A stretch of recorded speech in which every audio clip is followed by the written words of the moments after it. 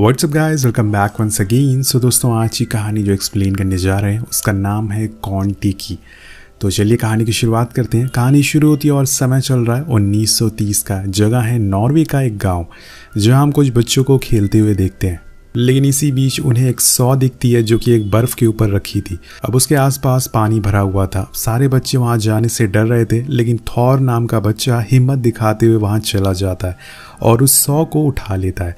पर वापस आते टाइम वो बर्फ टूट जाती है और वो जमा देने वाले पानी में गिर जाता है। अगर वो थोड़ी देर और अंदर रहता तो शायद उसकी मौत हो जाती, लेकिन समय रहते ही और बच्चे उसे बाहर निकाल लेते हैं। अब घर जाने पे उसे बहुत डांट पड़ती है। उसके डैड उसे समझाते हैं कि अगर थोड़ी देर पानी में और वो रहता तो वो मारा जाता। वो बोलते हैं कि तुम्हें इसे एक सीख ज़रूर मिली होगी कि कभी भी लाइफ में रिस्क नहीं लेना चाहिए। वादा करो मुझसे कि तुम आगे से ऐसा नहीं करोगे। थॉर के पास इस चीज़ का कोई भी जवाब नहीं होता। वो चुपचाप लेटा रहता है। अब कई साल बीत जाते हैं और अब थॉर बड़ा हो चुका है। वो प्रोफेशन से एक एक्नोग्राफर है और उसका काम है दुनिया के अलग अलग जगहों या टापू पे जाना जहां आज तक कोई भी नहीं गया है, और वहां पे रहने वाले लोगों के बारे में जानकारी इकट्ठा करना कि वो कहां से आए और क्या करते हैं। और इस काम में उसका साथ उसकी गर्लफ्रेंड भी देती है। अभी इस समय पर वो पॉलिनेशिया के एक टापू पर रह रहा है जहाँ के लोगों के साथ उसकी अच्छी दोस्ती हो गई है। अब एक दिन थॉर और उसकी गर्लफ्रेंड एक बूढ़े आदमी के साथ बैठे होते हैं। वो उसे पूछता है कि आप लोग कहाँ से आए हैं। तो वो बूढ़ा आदमी बताता है कि हमें यहाँ पर भगवान के बेटे टिकी लेकर आए थे, जो कि सन ऑफ गॉड है।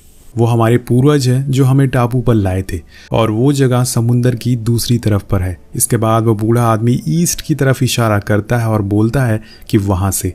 अब ये देखकर थॉर हैरान था। तो वो आदमी कहता है कि दुनिया में हर चीज़ ईस्ट की तरफ से आती है, चाहे वो बिजली हो, सूरज हो या फिर चलने वाली हवाएं हो, सब कुछ। अब वो बूढ़ा आदमी उन्हें जंगल के बीच में लेके जाता है जहाँ पे द सन ऑफ गॉड की मूर्ति रखी हुई थी। अब उस बूढ़े आदमी को लग रहा था कि उसके पूर्वज साउथ अमेरिका से आए हुए थे, जैसे कि उसके पूर्वजों ने उन्हें बताया था। लेकिन किताबों और इतिहासकारों की माने तो ये लोग एशिया की तरफ से आए थे। यही बात थॉर को सोचने पर मजबूर कर देती है कि असल में सच क्या है। अब यहाँ समय चल रहा है 1946 का, पर थॉर के दिमाग में उस बूढ़े आदमी की कही हुई बात भुलाई नहीं जा रही है और उसने उस बात की सच्चाई ढूंढने में 10 साल लगा दिए, जिसका जवाब है हाँ। उस बूढ़े आदमी की कही बातें सच थी। उसके पूर्वज साउथ अमेरिका से आए थे और उसने इस बारे में काफ़ी थ्योरीज भी लिखी है, जिसे लेकर वो एक पब्लिशर के पास जाता है, पर वो उसे साफ साफ मना कर देता है और उसकी बुक को पब्लिश करने से। उसका भी कहना था कि तुम्हारी सारी थ्योरीज गलत है, क्योंकि आज से 1500 साल पहले साउथ अमेरिका के लोगों के पास कोई भी ऐसी चीज़ नहीं थी कि वो उस पर बैठकर पूरे समुंदर को पार कर वहाँ पॉलिनेशिया के टापू तक जा सके। लेकिन एशियन के लोगों के पास उस समय ऐसी बोट्स मौजूद थी जिसकी मदद से वो ऐसा कर सकते थे।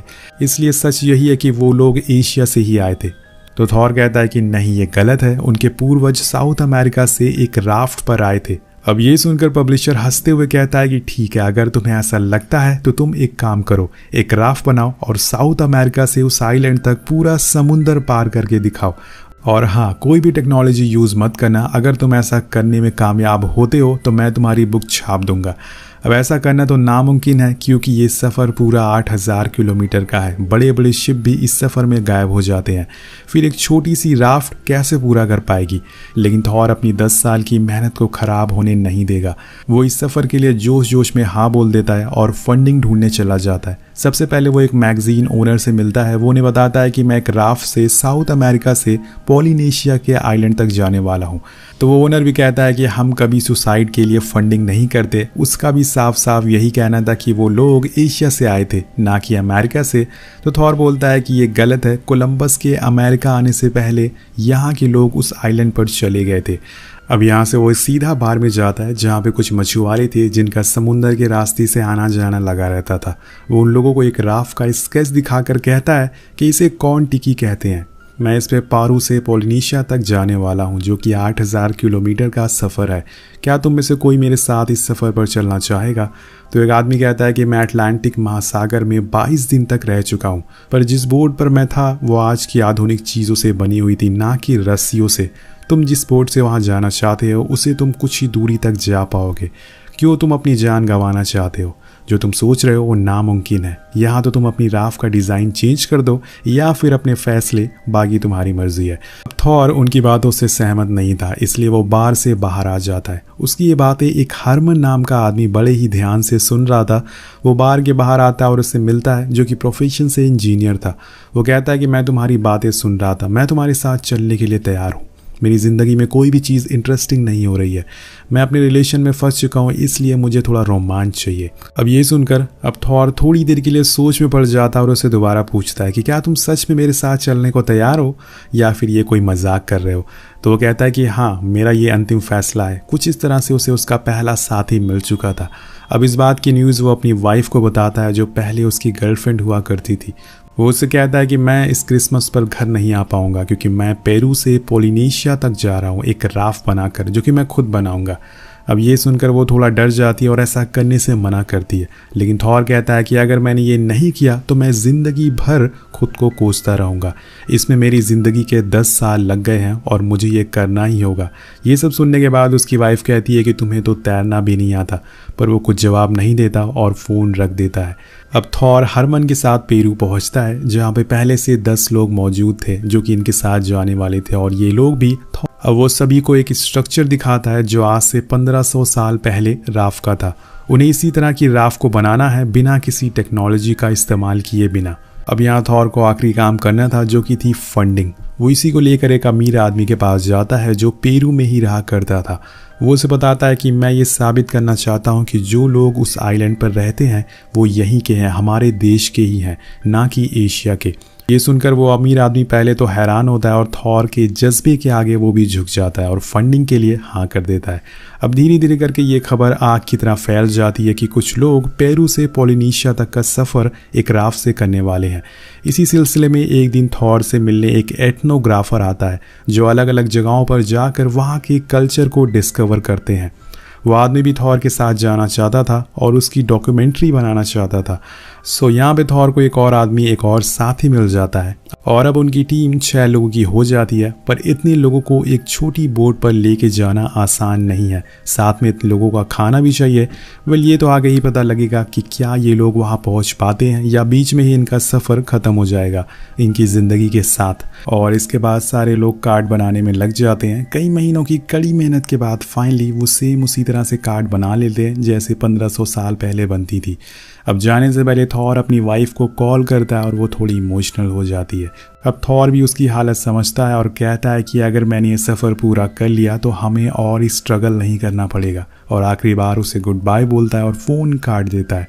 अब 28 अप्रैल 1947 का वो दिन आ जाता है जब ये 6 लोग पेरू से निकलने वाले थे। पर यहाँ इनको छोड़ने और इनका हौसला बढ़ाने पूरे शहर के लोग आए थे, क्योंकि ऐसा काम किसी ने आज तक नहीं किया था और ना ही सोचा था। तो ये उनके लिए एक नया एक्सपीरियंस था। अब सारे लोग उन्हें बाय करते हैं और जैसे जैसे राफ्ट ज़मीन को छोड़ रही थी, थॉर के दिमाग में बस एक ही ख्याल आ रहे थे, क्या वो इस सफ़र में ज़िंदा बचेगा? जो उसने ये फ़ैसला लिया है वो सही है या गलत है? पर वो आखिर में ठान लेता है और पूरी टीम के साथ निकल जाता है। अब इन लोगों ने अपने साथ एक रेडियो भी रखा हुआ था ताकि ये बाहर की न्यूज़ सुन सके। अब सफ़र शुरू होता है और पहले दिन ये लोग जो अपने साथ खाना लाए थे वो खाते हैं और थोड़ा आराम करते हैं। लेकिन सफ़र में आगे बढ़ने पर एक रात मौसम कुछ सही नहीं होता और इन लोगों को जिसका डर होता है वही होता है। समुद्री तूफान, तेज़ बारिश होने लगती है जिसमें पूरी राफ्ट अनबैलेंस होने लगती है और इस तूफान में थॉर पानी में गिर जाता है। उसे तो स्विमिंग भी नहीं आती, पर जैसे भी करके उसके दोस्त उसे ऊपर उठा लेते हैं। आज उसकी किस्मत अच्छी थी कि वो बच गया। अगर वो इस सफ़र पर अकेले आता तो आज उसका ये आखिरी दिन होने वाला था। अब इस हादसे की वजह से वो बोट में बैठे सभी लोग बहुत ही ज़्यादा डर जाते हैं। पहली बार उन्हें एहसास होता है कि ये सफ़र कितना ज़्यादा खतरनाक है। कुछ समय बाद बारिश रुक जाती है, पर अगले दिन जब थॉर राफ्ट की हालत देखता है तो हैरान रह जाता है। तूफान की वजह से पूरी राफ्ट, पूरी बोट खराब हो चुकी थी। जब हरमन और उसके दोस्त बोट को सही करते हैं तो वो देखते हैं कि नीचे की लकड़ी पर पानी लगने की वजह से वो खराब होने लगी है, लेकिन वो ये बात किसी को नहीं बताते ताकि कोई भी डरे ना। वहीं दूसरी तरफ थॉर देखता है कि रेडियो भी काम नहीं कर रहा और उसकी वजह था एक पैरट जिसने रेडियो का वायर काट दिया था, और ये पैरट किसी और का नहीं बल्कि इन्हीं के एक साथी का था। अब इन लोगों के पास एक ही रास्ता था जिसे ये बाहर की दुनिया से बात कर पाते, पर अब वो भी नहीं रहा। लेकिन यहाँ मुसीबत कम नहीं होती। इन्हें भूलना नहीं चाहिए कि जहाँ पर ये लोग खड़े हैं वो एक समुंदर है जिसमें वेल और शार्क का राज चलता है, जो इन्हें और इनकी राफ को एक बारी में निगल सकती है। अब धीरे धीरे करके समय बीतने लगता है और यहाँ एक आदमी के पास 1500 साल पहले वाला मैप भी था, जिसकी मदद से वो लोग आगे बढ़ रहे थे और इस समय पे वो सही रास्ते पर हैं अभी तक। अब एक दिन हरमन को दूर एक शार्क दिखती है जो दिखने में काफ़ी विशाल थी, पर वो इन लोगों से काफ़ी दूर थी, इसलिए इन्हें डरने की ज़रूरत नहीं थी। लेकिन तभी एक दूसरी शार्क इनके राफ्ट से नीचे से गुजरती है, जिसे हरमन देखकर बहुत डर जाता है और एक नोकीले हथियार से उस पर हमला कर देता है। अब थॉर उसे ऐसा करने से रोकता है, लेकिन वो नहीं मानता और शार्क पे हमला कर देता है। अब वो नोकीला हथियार एक रस्सी से बंधी हुई थी जो राफ्ट से बंधी थी। जैसे जैसे शार्क नीचे जा रही थी वो रस्सी खींचना शुरू हो जाती है, जिससे राफ्ट भी नीचे जाने लगती है। अब उसके ऊपर खड़े सारे लोग पानी में गिरने वाले होते हैं कि तभी वो हथियार शार्क से निकल जाता है और राफ एक बार फिर से स्टेबल हो जाती है। अब इस गलती की वजह से राफ में मौजूद सभी लोग हरमन को बहुत सुनाते हैं, क्योंकि आज सबकी जान उसकी वजह से जाने वाली थी।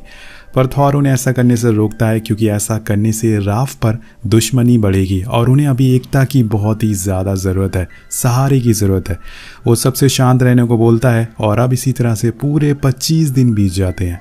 अब इन लोगों के पास खाने की कमी होना शुरू हो जाती है, साथ में इनका रेडियो भी ख़राब हो चुका है। जैसे कि हम जानते हैं सारे लोगों की हालत भी ख़राब होने लगी थी, पर इसी बीच हरमन की दिमागी हालत भी अब बिगड़ने लगती है।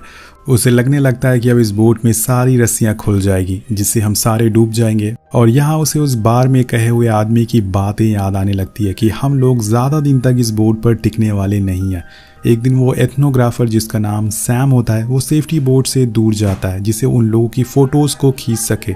लेकिन इसी बीच वहाँ कुछ शार्क आ जाती हैं जो उसकी बोट के आसपास घूमने लगती हैं, जिसे थॉर देख लेता है और सारे लोग फौरन उसकी बोट को खींच लेते हैं, जिससे कि उसकी जान बच जाती है। अब इसके बाद हम देखते हैं कि बोट पर जो पैरेट मौजूद था वो गलती से पानी में चला जाता है और शार्क इस मौके का फ़ायदा उठा लेती है और उसे खा जाती है।